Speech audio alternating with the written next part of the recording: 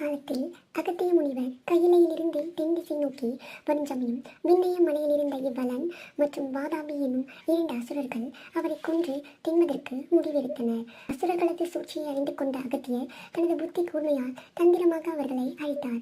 அதனால் அவரை 2 பிரம்மஹத்தி தோஷங்கள் பிடித்துக் கொண்டன. அதிலிருந்து விடுபடுவதற்காக அகத்தியர் பல இடங்களில் மகாதேவராகிய சிவபெருமானை லிங்க ரூபத்தில் பூஜித்தார். அவ்வாறு பூஜித்து ஒரு நாளில் தொண்டை நாட்டை அடைந்தார். அங்கு ஓரிடத்தில் பாலியாற்றின் கரையில் சந்தியாவந்தம் செய்து முடித்த பின்னர் லிங்கம் ஒன்றை தாபித்து பூஜித்து வருகையில் அவரை பிடித்திருந்த ஒரு பிரம்மகத்தி விலகியது. அதன் பின்னர் அவர் கொங்கு நாடு நோக்கி சென்று அங்கு சிவ பூஜை செய்து மற்றொரு பிரம்மகத்தி தோஷத்திலிருந்தும் விடுபட்டார்.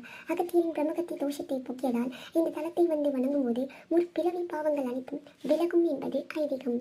பாவங்கள் 3 வகைப்படும். அவை சஞ்சிதம், பிராப்தம், ஆகமியம் என்பவனாகும். இந்த 3 பாவங்களும் அண்டாதிருக்க வேண்டி பதங்க முனிவர்